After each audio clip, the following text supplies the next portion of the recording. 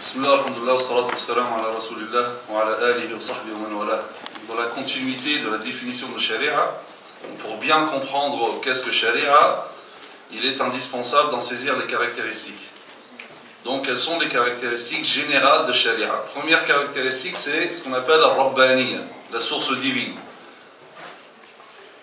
Donc, c'est ce qui distingue également de Sharia des lois humaines du droit positif, dans le sens où la Sharia, sa source est divine. Donc, ce n'est pas l'être humain, mais c'est Allah Azza wa Jal. Donc, et cette source divine attribue aux lois de Sharia une sacralité et un respect incomparable. Parce que le musulman a la conviction que ces lois-là émanent d'Allah Azza wa Jalla, donc ça reflète, ces lois reflètent la perfection d'Allah Azza wa Jalla, l'omnipotence, l'omniscience d'Allah Azza wa Jalla. Donc, ça va projeter dans le cœur des musulmans un respect et la conviction que ces lois-là sont les plus à même à réaliser le bonheur de l'être humain, étant donné que elles sont caractérisées par la perfection qui reflète donc la perfection de celui qui les a établis, donc d'Allah Azza wa Jal. Donc, le musulman va y obéir, pas par contrainte, mais par choix. Parce qu'il est convaincu que ces lois-là sont dans son intérêt. Il est convaincu que seules ces lois-là peuvent lui apporter le bonheur. Donc pour lui, obéir à ces lois, c'est un acte d'adoration. C'est une ibada. Donc quand il va obéir, que ce soit dans l'accomplissement des devoirs ou le fait de s'abstenir des interdits, il le fait, mais pour lui, c'est un acte d'adoration.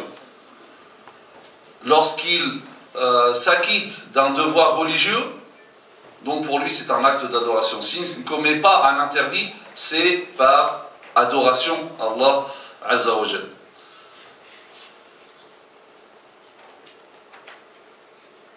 Donc, la conséquence de cette caractéristique, donc Rabbaniya, c'est source divine, c'est comme j'ai dit, donc le respect et l'acceptation de ces lois. Deuxièmement, c'est l'empressement pour l'exécution des lois de la Sharia, donc par adoration. Donc dès lors que le musulman a la conviction que ces lois proviennent d'Allah Azza wa Jalla, caractérisées donc par son omnipotence, l'omniscience, sa perfection, donc il va, étant donné que c'est un acte d'adoration, donc il sera rétribué par Allah Azza wa Jalla, donc il va s'empresser à exécuter les lois de Sharia dans tous les domaines, que ce soit dans le domaine de l'acquittement des devoirs ou de s'abstenir des interdits. Regardez, lorsque Allah Azza wa Jalla a instauré la zakat, donc vous voyez les musulmans, donc les compagnons, espérer avoir un nisab juste pour payer la zakat. Donc la zakat qui est une forme d'impôt, mais là on va payer, on va espérer, on va souhaiter payer cet impôt. Et cette caractéristique-là fait défaut au droit positif. Est-ce qu'on connaît quelqu'un qui paye ses impôts en souriant? Au contraire, s'il peut contourner, s'il peut tricher, etc., il va le faire. S'il peut ne pas payer, il ne paye pas. S'il peut réduire un petit peu, il va le faire. Pour le musulman, la zakat, au contraire, il est content de payer la zakat, parce que tout d'abord, c'est un acte d'adoration. Donc il est en train d'adorer Allah Azza wa Jalla à travers cette zakat. Ubay ibn Ka'b, radiyallahu anhu, le compagnon Ubay ibn Ka'b, dit que le prophète sallallahu alayhi wa sallam l'avait envoyé une fois, donc en tant que percepteur de la zakat. Donc il va chez un homme qui avait un troupeau de chameaux, et selon les règles de la zakat, il devait payer une chamelle d'un an. Une chamelle d'un an, elle ne produit ni lait, et elle ne peut pas avoir de chamelon. Cet homme dit à Ubay, il dit pas question, je ne peux pas te donner, je ne saurais donner à Dieu quelque chose qui ne produit ni lait, ni chamelon. Prends plutôt cette chamelle, qui est plus grande, plus grosse, machallah, etc. Ubay hésite, il dit non, je ne peux pas te la prendre. Ce n'est pas conforme aux règles de la zakat. Pour moi, toi, dans ton cas, tu dois donner uniquement cette chamelle d'1 an. Cet homme, imaginez quelqu'un lui dit, tu dois payer 1000 euros d'impôt, il dit, non, non, moi je veux donner 2000. Vous connaissez quelqu'un comme ça? Déjà, si il paye 1000, c'est déjà pas mal. Mais il dit, non, non, non. Ou quelqu'un qui n'est même pas imposable, et qui vient voir et dit, non, mais je veux payer quand même. Donc, Ubay ne veut pas prendre, donc ils vont tous les deux voir le prophète sallallahu alayhi wa sallam. Et là, le prophète sallallahu alayhi wa sallam lui dit, ce qui est imposé à toi, c'est la chamelle d'1 an. Maintenant, si toi, tu veux de ton plein gré donner plus, donc tu seras récompensé en conséquence. Donc ça, c'est ton choix. Et du temps de Omar, les propriétaires de chevaux viennent voir Omar radhiyallahu anhu. Ils n'avaient pas d'autres bétail, mais ils veulent payer la zakat. Il dit, nous avons des chevaux, nos chevaux sont plus chers que beaucoup des chameaux et les bovins ou les ovins. On veut payer la zakat.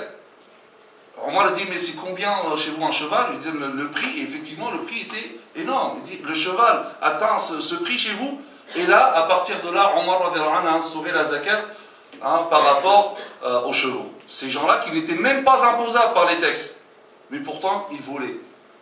Ils voulaient payer la zakat. Ça, c'est l'une des conséquences de cette caractéristique rabbaniya. Par rapport aussi au fait de s'abstenir de l'interdit, lorsqu'Allah Azza wa Jalla a révélé donc le dernier verset interdisant l'alcool, allez-vous y mettre fin? Omar radhiyallahu anhu, les compagnons disent, intahayna ya Rabb, intahayna ya Rabb. On y met fin, oh Allah, on y met fin. En quelques années, le prophète sallallahu alayhi wa sallam donc a banni l'alcool de l'Arabie. Les compagnons nous disaient, lorsque ce verset-là a été révélé, certains, ils avaient encore le verre devant la bouche, ils l'ont entendu, ils n'ont pas dit, bon, juste on finit, puis après, là, on arrête. Et ils ont renversé, ils ont jeté tout ce qu'ils avaient. Alors que, en même temps, on voit que aux États-Unis, pendant les années de prohibition, ils ont essayé d'interdire l'alcool, une armada de lois, et pourtant, ça a été impossible. Parce que, justement, il manquait cette caractéristique de la loi, cette rabbaniya.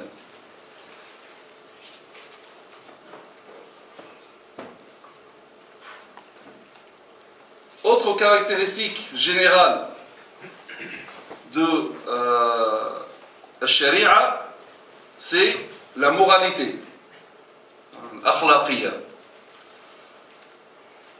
Donc la sharia se distingue également du droit positif par le fait de prendre en considération la morale dans tous ces domaines. Donc c'est une législation éthique et morale. Et donc ce n'est pas étonnant que le prophète sallallahu alayhi wa sallam, lorsqu'il définit sa mission, il dit « Innama bu'ithtu li utammima makarim al-akhlaq » Je n'ai été envoyé, ou j'ai été envoyé pour parachever les nobles caractères. Donc, la sharia, en soi, donc, vient pour respecter ou même codifier la morale. Il y a une très grande différence entre la sharia et le droit positif. Comme nous avons vu tout à l'heure, le droit positif, la loi humaine, vient codifier les habitudes. Il y a une habitude qui se répand, donc même si au départ, donc, elle était contre la loi, mais pour stabiliser la société, on va la légaliser. Peu importe, est-ce que cette habitude est bonne ou mauvaise? La question du frère tout à l'heure, par rapport à ce qui est bien ou mal. La loi humaine ne définit pas ce qui est bien ou mal. Donc c'est pour cela que les choses peuvent changer. Ce qui est bien aujourd'hui peut après devenir mal. Ce qui est mal aujourd'hui peut devenir bien, si ça se répand. Parce que ça codifie les habitudes, peu importe l'habitude, est-ce qu'il correspond à la morale ou pas? Et d'ailleurs, qui définit la morale? Je prendrai comme exemple l'homosexualité. L'homosexualité, à un moment, c'était tabou.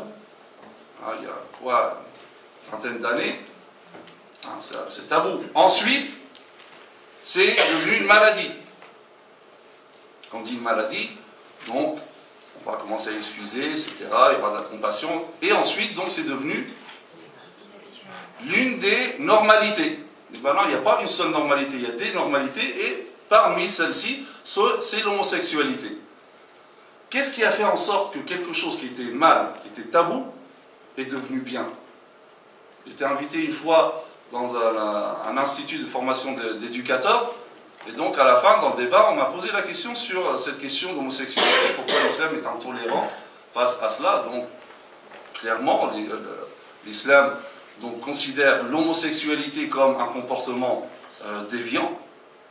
Ça, il n'y a aucun problème. Ça n'a rien il n'y a pas de rapport avec l'islamophobie. On n'est pas en train de... je vois un homosexuel devant moi, je le traite, je l'insulte, je le fais, etc. Non, on n'a jamais dit ça. Mais en tant que principe, voilà, on peut convenir que voilà, on n'est pas d'accord sur ton mode de vie. Il n'y a aucun problème par rapport à cela, et c'est loin d'être de l'homophobie. J'aurais répondu, le problème c'est que il n'y a pas la notion de morale. Qui définit la morale dans la loi humaine? Qu'est-ce que le bien, qu'est-ce que le mal? Je dis la pédophilie. La pédophilie, c'est quelque chose de... ça fait déjà presque 10 ans que je disais ça. À l'époque, c'était tabou. De nos jours, on commence à dire que c'est une maladie. Je leur dis, mais qui nous garantit qu'un jour ne viendra pas où on voidra un monsieur avec un enfant de 11-12 ans, il est consentant, et la loi va le permettre. À dire, oh non, là, c'est pas possible. Je dis, mais pourquoi c'est pas possible? Sur quelle base vous me dites c'est pas possible? Sur quelle base vous dites que c'est mal? Qu'est-ce qui définit le bien et le mal? Il n'y a rien finalement. Donc, la loi humaine, le droit positif, codifie les habitudes. Donc, peu importe la morale. Alors que la charia, elle, vient codifier la morale. Donc, la charia définit ce qui est bien et ce qui n'est pas bien. Ce qui est le mal et ce qui est le bien. Et ce qui est bien restera bien jusqu'au jour du jugement dernier. Et ce qui est mal le restera aussi. À aucun moment, quelque chose qui est bien va devenir mal, ou ce qui était mal va devenir bien. Et ça, c'est par principe. Au-delà des intérêts. Sharia respecte la morale par principe. Et non pas par intérêt. C'est-à-dire, si l'intérêt est dans le respect de la morale, on respecte. Sinon, on ne respecte pas, comme pour beaucoup d'États. Par exemple, par rapport à l'interdiction de l'alcool. Par rapport à l'interdiction de l'alcool, les Arabes donc, avaient l'habitude de boire de l'alcool et ça présentait un intérêt économique. Pourtant, la charia, elle est interdite parce que c'est contradictoire, ça contredit à la morale. Avant l'avènement de l'islam, et même après, jusqu'à environ l'an 8 de l'Hégire, les Mécois avaient instauré comme tradition par rapport au pèlerinage, c'est que toutes les tribus qui venaient faire le pèlerinage, donc faire le tawaf, ils interdisaient à toute personne donc, qui vient d'en dehors de la Mecque de faire le tawaf, si ce n'est avec les vêtements achetés à la Mecque. Ils ne pouvaient pas faire le tawaf avec leurs vêtements. Ce qui fait que certains qui n'avaient pas les moyens d'acheter, donc ils faisaient le tawaf tout nu. C'était une tradition qui avait un intérêt économique. Pourtant, Sharia, l'islam, l'a interdit. Pourquoi? Parce que ça contredit la morale en soi. En Arabie, il y avait plusieurs formes de ce qu'ils appelaient contrat de mariage. Plusieurs formes. Mais, à part le mariage que nous connaissons, donc que l'islam a bien sûr autorisé, les autres formes, c'était en fait des contrats de fornication. Sous plusieurs formes. Et ça existait, et il y avait un intérêt économique derrière, c'était surtout les femmes esclaves qui faisaient ça. L'islam est arrivé, il l'a interdit parce que c'était contraire à la morale, quel que soit l'intérêt économique qu'il y a derrière. Donc, la charia, c'est une loi éthique et morale, et qui respecte la morale par principe.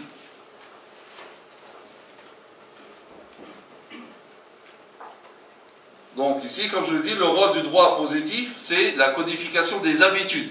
Peu importe est-ce que c'est moral ou pas. Alors que Sharia, son rôle, c'est la codification de la morale. Troisième caractéristique de Sharia, c'est al-waqi'iyya, le réalisme. Donc, c'est-à-dire que bien que la Sharia respecte les valeurs morales par principe, cela ne l'a pas empêché de prendre en compte le contexte en vigueur en légiférant des lois qui soignent ces maux et préservent les préjudices. Donc il ne s'agit pas d'une législation utopique ou idéaliste qui n'existe pas à l'instar de Platon et sa cité idéale, ou d'Al-Farabi avec sa cité vertueuse, ou de la société dans l'imaginaire du communisme dans lequel il n'y aurait aucune distinction sociale, dans laquelle la propriété individuelle disparaîtra et dans laquelle on n'aura besoin ni d'État, ni de juridiction, ni de police, ni de prison. C'est bien beau tout ça, mais c'est irréaliste, c'est pas vrai, c'est utopique. Donc, la Sharia, elle légifère pour l'être humain des lois en considérant sa dimension humaine. Donc, Sharia, toutes ces lois sont réalistes. Par exemple, dans Sharia, il n'y a pas ce qu'on pourrait trouver dans d'autres religions, notamment lorsqu'on lit les évangiles, qui attribuent ceci à Isa alayhi salam. Si quelqu'un te gifle sur la joue droite, tends-lui encore l'autre. Et si quelqu'un veut te faire un procès et prendre ta tunique, laisse-lui encore ton manteau. Là, il s'agit d'un comportement utopique, idéaliste, qui pourrait être approprié pour l'éducation d'une élite. Mais on ne peut pas généraliser cette attitude à tout le monde. Ce n'est pas réaliste. Alors que lorsqu'on voit dans Sharia, on lit le Coran, Sharia établit par rapport à une injustice qu'on subit, elle va instaurer deux niveaux. Le niveau de l'adl, de justice. Donc, j'ai subi une transgression, je transgresse, ou bien je vais le punir par une sanction équivalente. Et il y a le niveau supérieur que Sharia recommande, qui est al-ilm, l'indulgence, ne pas répondre au mal par un mal. Mais ça, donc, ça suppose une éducation spirituelle, etc. Mais ce n'est pas à la portée de tout le monde. C'est dans ce sens qu'Allah Azza wa Jalla a dit وَجَزَاءُ سَيِّئَةٍ سَيِّئَةٌ مِثْلُهَا فَمَنْ عَفَا وَأَصْلَحَ فَأَجْرُهُ عَلَى اللَّهِ. Donc la sanction d'une mauvaise sanction est une peine identique. Mais quiconque pardonne et réforme, son salaire incombe à Allah. Donc c'est deux niveaux. Le niveau du commun, là, c'est une peine contre une peine. Le niveau supérieur, ça c'est l'indulgence. Allah Azza wa Jalla dit وَإِنْ عَاقَبْتُمْ فَعَاقِبُوا بِمِثْلِ مَا عُوقِبْتُمْ بِهِ وَلَئِنْ صَبَرْتُمْ لَهُوَ خَيْرٌ لِلصَّابِرِينَ. Donc, et si vous punissez, infligez à l'agresseur une punition égale au tort qu'il vous a fait. Et si vous endurez, cela est certes meilleur pour les endurants. Donc, regardez le réalisme par rapport au bien, à l'argent. Donc, pour certaines religions, pour se rapprocher d'Allah Azza wa Jalla, il faut délaisser ton argent. Comme il est attribué à Isa alayhi salam, vends tous tes biens et suis-moi. Abandonne tous tes biens et tu me suis. En islam, il n'y a pas ça. En islam, il y a Ni'mal mal salih lirrajul salih. Dit quelle belle chose de voir donc un bien licite dans les mains d'un homme vertueux. Et le prophète sallallahu alayhi wa sallam disait aucun bien ne m'a été d'utilité plus que ne l'ont été les biens d'Abu Bakr. Pourquoi? Parce que Sharia sait que l'être humain, donc c'est naturel d'aimer les biens d'ici-bas, d'aimer l'argent. C'est naturel.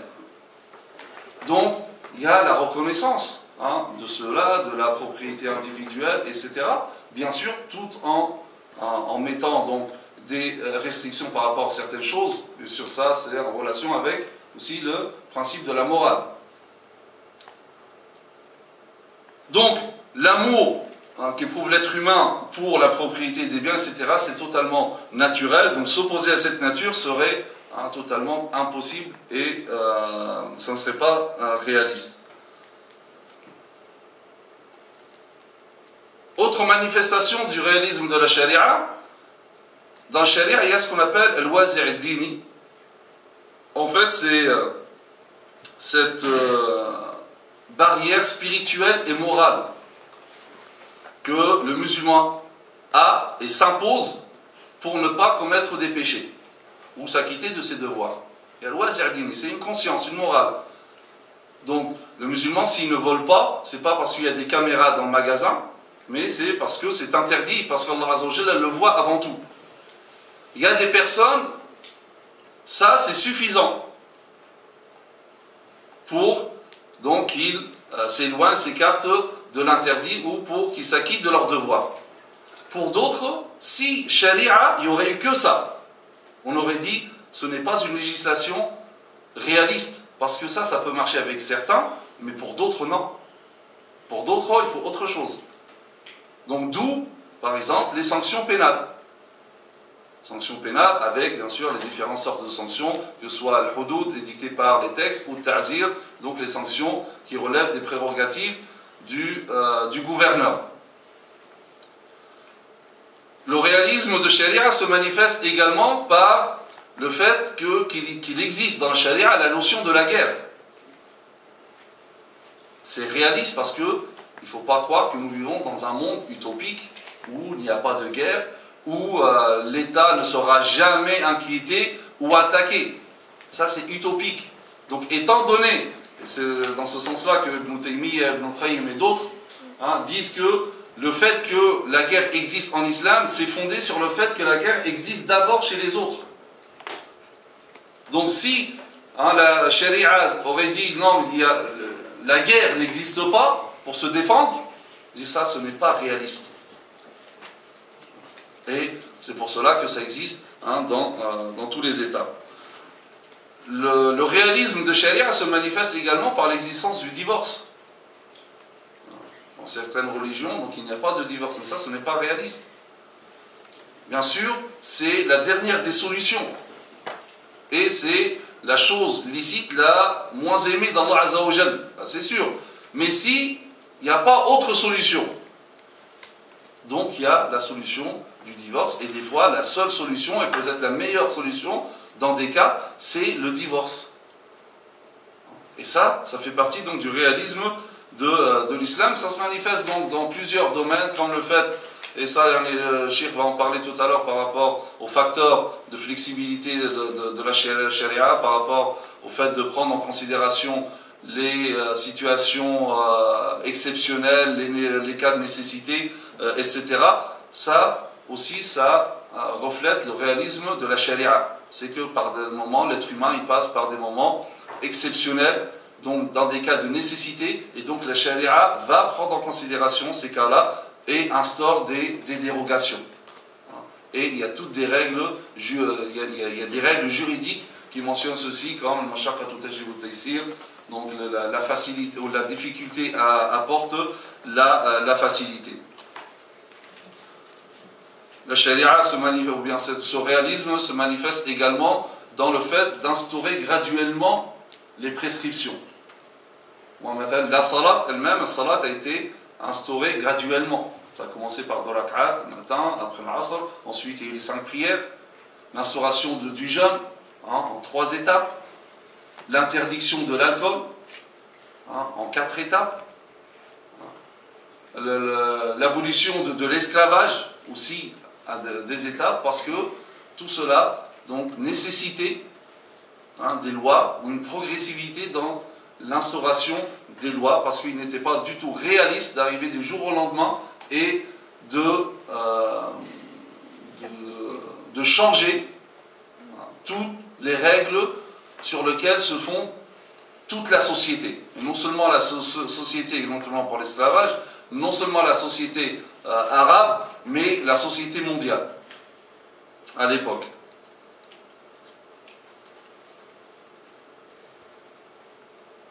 Autre caractéristique de la charia, c'est l'humanisme, l'insaniya. Donc qu'est-ce qu'on entend par l'insaniya? C'est que la charia est caractérisée par l'humanisme dans la mesure où elle fut instaurée pour l'être humain. Donc pour l'élever, pour le préserver, pour développer et enraciner ses qualités humaines, pour le protéger de la domination de ses instincts primitifs sur son humanité qui le caractérise. Donc, la sharia a été instaurée pour l'intérêt. Tout à l'heure, le cheikh parlait des finalités, donc ça a été instauré pour l'intérêt de l'être humain, donc pour l'être humain et dans son intérêt. Donc le sharia a pris en considération tout ce qui concerne l'être humain. Donc le sharia a pris en considération son corps, son âme et sa raison, son intellect. Donc c'est pour cela que concernant le corps, donc sharia a pris soin du corps de l'être humain en lui interdisant, par exemple, le fait de l'affaiblir ou de nuire à son corps parce que finalement il ne lui appartient pas, c'est un dépôt. Et ici, pour la première fois, je dis bien pour la première fois dans l'histoire des religions, la sharia déclare que ton corps, ton corps a un droit sur toi. Pour la première fois dans l'histoire des religions, il y a cette notion. Ton corps a un droit sur toi. Et donc la sharia a imposé le fait de se soigner. Le professeur Hassan dit Tadawu ibadallah, soignez-vous. Et de rechercher les remèdes. Ce prophète Hassan lui dit chaque fois qu'il y a une maladie, Allah Azza wa Jalla descend aussi avec le remède. Donc c'est-à-dire, il nous pousse à faire des recherches pharmaceutiques. Pareil, donc l'être humain c'est un corps, c'est ruh, et c'est l'aql. Donc par rapport à sa raison, à son aql, donc la sharia a pris soin de sa raison en rendant la quête du savoir obligatoire. La quête du savoir est une obligation pour tout musulman et musulmane. Donc parce qu'il fallait rassasier ce côté intellectuel. Et donc la sharia non seulement a imposé donc cette quête du savoir et a fait même le fait de rechercher le savoir, la quête du savoir, on en a fait un djihad. Et aussi, donc elle a interdit tout ce qui pourrait nuire à la raison. Donc tout c'est le produit, l'alcool ou la drogue, etc. Tout ce qui peut donc atteindre ou porter atteinte à la raison, donc c'est interdit par la sharia. Elle prend également soin de son âme, ruh, en lui instaurant des actes cultuels. Les actes cultuels, avant tout, c'est pour l'intérêt du musulman, pour l'élever spirituellement, pour l'élever du rang des animaux, le distinguer des animaux. C'est pour cela que, en fait, les actes d'adoration, les actes cultuels, c'est comme l'image d'un tronc. Le tronc, les racines, c'est la foi. Et les actes d'adoration, c'est ce qui sert à arroser. C'est l'eau qui arrose cette plante, ce tronc et ses racines.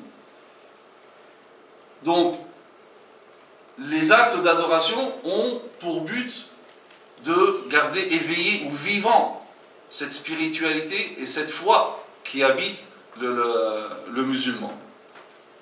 Ça, c'est le premier sens de l'insaniya. Deuxième sens de l'insaniya, c'est que sharia est une législation humaniste dans le sens où elle a été établie pour l'homme en tant qu'être humain, en tant qu'homme, en dépit de son genre, de sa couleur, de sa nationalité ou de son rang social. Donc là, on est dans le sens de l'alamiya, donc de l'universalisme.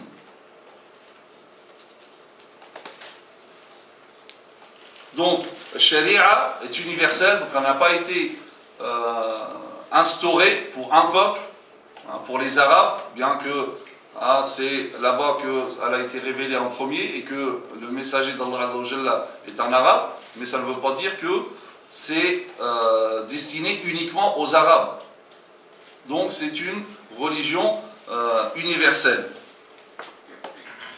Et l'humanisme et l'universalisme de la charia se manifestent entre autres par le principe de la fraternité humaine. Donc Allah Azza wa Jalla dans le Coran à plusieurs reprises, il nous rappelle que l'humanité finalement c'est une seule famille et tous donc nous descendons d'Adam et de Hawa. Allah Azza wa Jalla nous dit donc dans Sourate Al-Nisa, Ya ayyuhan nas ittaqu, donc aux hommes craignez Dieu. Ya ayyuhan nas ittaqu rabbakum alladhi khalaqakum min nafsin wahida wa khalaqa minha zawjaha. Craignez donc Dieu qui vous a créé d'un seul être et a créé de celui-ci son épouse. Et qui de ces deux-là a fait répandre sur terre beaucoup d'hommes et de femmes. Craignez Dieu au nom duquel vous implorez les liens, implorez les uns les autres et craignez de rompre les liens du sang. Regardez comment Allah Azza wa Jalla a considéré que les liens qu'il y a entre les humains, c'est un lien de sang. Parce qu'effectivement, l'humanité forme une seule famille. Allah Azza wa Jalla confirme ceci dans Sourate Al-Hujurat, les appartements, le verset 13. Ya ayyuhan nas inna khalaqnakum min dhakarin wa untha wa ja'alnakum shu'uban wa qaba'ila lita'arafu. Ô hommes, nous vous avons créé d'un mâle et d'une femelle et nous avons fait de vous des nations et des tribus pour que vous vous entreconnaissiez. Donc regardez comment Allah Azza wa Jalla reconnaît cette diversité. Mais il cite la raison de cette diversité. Donc ce n'est pas les querelles, ce n'est pas la division, mais au contraire, c'est pour la solidarité et l'entreconnaissance, la connaissance mutuelle. Et d'ailleurs, le prophète sallallahu alayhi wa sallam, il le dit explicitement, à travers certaines de ses invocations. Le prophète sallallahu alayhi wa sallam avait l'habitude, après chaque prière, il utilisait cette invocation, il disait « Seigneur Dieu, maître de toutes choses et souverain de toutes choses, j'atteste que tu es le Seigneur seul et sans associé. Seigneur Dieu, maître de toutes choses et souverain de toutes choses, j'atteste que Mohammed sallallahu alayhi wa sallam est ton Seigneur ainsi que ton messager. » Ensuite, Seigneur Dieu, maître de toutes choses et souverain de toutes choses, j'atteste que tous les hommes sont des frères. Donc là, le prophète sallallahu alayhi wa sallam explicitement dit que toute l'humanité ne constitue en réalité qu'une seule famille. Autre caractéristique très importante de la charia, c'est l'harmonie. Alors, cela signifie que les lois de la charia s'accordent et se complètent. On peut donc isoler une loi de l'ensemble des lois de la charia, de la législation, essayer de la comprendre d'un point de vue partiel, isolément des lois en rapport avec celles-ci, éparpillées dans les différents chapitres du droit musulman. Donc il est donc nécessaire, pour bien saisir une question particulière, d'avoir une vue d'ensemble sur toutes les lois de la charia. Donc un exemple qui revient souvent, cette question d'héritage. Donc effectivement, Allah Azza wa Jalla dans le Coran nous dit que la part donc, du garçon, frères et sœurs du même niveau, donc la part du garçon est le double de celle de la fille. Alors certains donc, se posent la question et essayent de comprendre cette question indépendamment de toutes les autres lois de charia. En particulier donc de cette notion de la responsabilité financière. La charia donne la responsabilité financière à l'homme.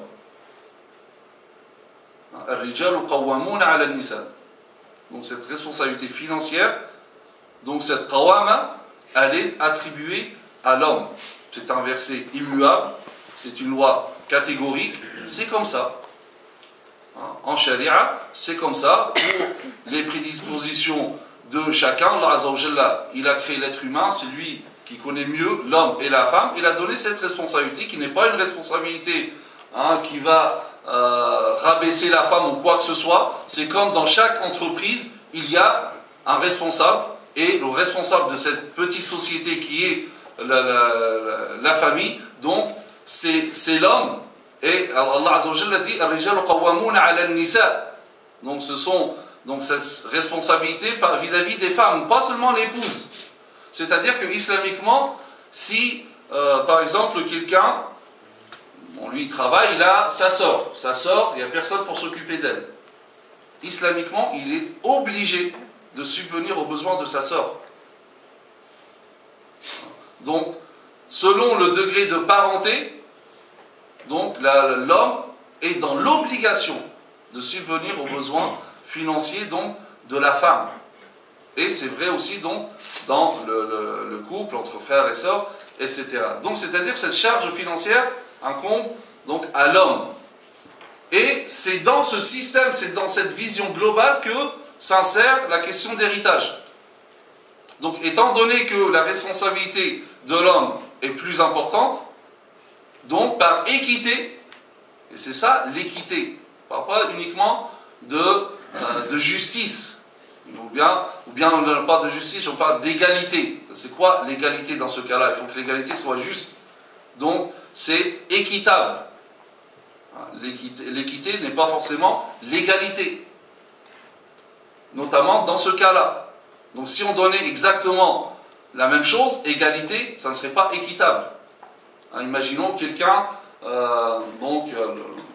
s'il n'est pas riche, il a laissé que 12 000 euros. Donc, qu'est-ce qui va se passer? Le garçon va prendre combien? 8 000 et la fille 4 000. Donc, mais qu'est-ce qui va se passer après? Donc, lui déjà, donc la fille, elle a cet argent-là, et s'il n'y a personne pour s'occuper d'elle, lui, déjà, il doit s'occuper d'elle, même si elle ne veut pas toucher à son argent. Donc, il a une charge en plus. Lui va devoir se marier. Donc, il va falloir qu'il équipe sa maison, qu'il paye la dot, etc. Qu'est-ce qui va lui rester de tout ça? Pas grand-chose. Elle, par contre, elle va avoir la dot. Et ce n'est pas à elle d'équiper la maison ou quoi que ce soit. Donc, c'est toute une notion, c'est tout un système de loi. Il ne faut jamais tirer une seule loi et essayer de la comprendre en abstraction des autres lois. Et notamment pour ceux qui disent ça, parce qu'en général, ceux qui remettent en question ce genre de choses, en général, ils n'ont pas du tout la notion du droit successoral, parce que s'ils avaient étudié le droit successoral, ils verraient que dire ce slogan-là de l'égalité, c'est bien beau, mais l'appliquer avec tout un mois après, donc dire que le droit successoral en islam n'existe pas, on fait tout, et là il y a un problème, alors les versets, les hadiths, qu'est-ce qu'on en fait? On va dire, mais cela c'était à l'époque où la femme ne travaille pas, etc. Non, peu importe. Parce que al-qawama reste al-qawama. Donc la responsabilité, cette charge financière, elle est imposée à l'homme. Donc voilà un exemple d'harmonie dans ou bien l'harmonie qui caractérise donc la sharia. Dernière caractéristique, c'est la globalité. On en a déjà parlé au début, lorsqu'on a parlé des domaines d'application. Donc effectivement, la sharia, c'est une organisation complète qui englobe tous les aspects de la vie. Donc on y trouve donc le culte, donc qui définit le rapport de l'homme à son Seigneur. Donc c'est dans ce sens qu'elle va exposer toutes les règles concernant les actes cultuels. Elle englobe également tout ce qui concerne la famille, donc l'organisation de la famille, de son début jusqu'à la dissolution, s'il y a dissolution, comprenant le mariage, le divorce, la garde de l'enfant, les pensions alimentaires, les testaments, l'héritage, etc. Elle englobe les différents échanges et transactions financières. Donc elle organise les échanges entre les gens, donc les contrats de vente, de location, association, dons, prêts, etc. Ce qu'on pourrait appeler aussi le droit civil. Elle englobe l'aspect économique relatif aux finances, production des richesses, distribution et l'organisation de la trésorerie publique, etc. Elle englobe le code pénal, on a dit à une trentaine de versets sur plus de 6000, ça ne correspond même pas à 0,5%.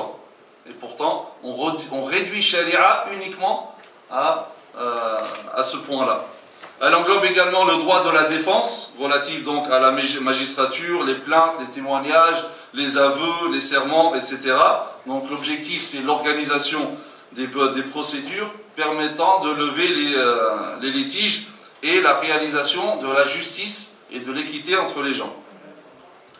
Elle englobe aussi le droit constitutionnel qui détermine la nature du régime et de ses fondements. Donc l'obligation de choisir un gouvernant et l'obligation de shura, de la consultation, le fait qu'on n'impose pas un gouvernant au peuple.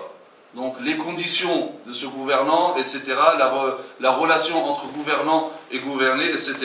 Et enfin, donc, elle englobe également le droit international qui organise donc les relations entre l'État musulman et les autres États en temps de guerre et en temps de paix. Donc voici, en gros, donc, les caractéristiques générales de la charia donc, qui nous permettent de mieux saisir le sens de charia, de mieux comprendre la charia. Donc il faut comprendre la charia à la lumière de toutes ces caractéristiques-là. Comprendre la charia en abstraction de ces caractéristiques ou en négligeant l'une de ces caractéristiques-là, forcément, on va aboutir à une compréhension erronée et réductrice de la sharia. Barakallahu fikum. سبحانك اللهم وبحمدك نشهد ان لا اله الا انت نستغفرك ونتوب اليك وصلى اللهم على سيدنا محمد وعلى اله وصحبه وسلم تسليما.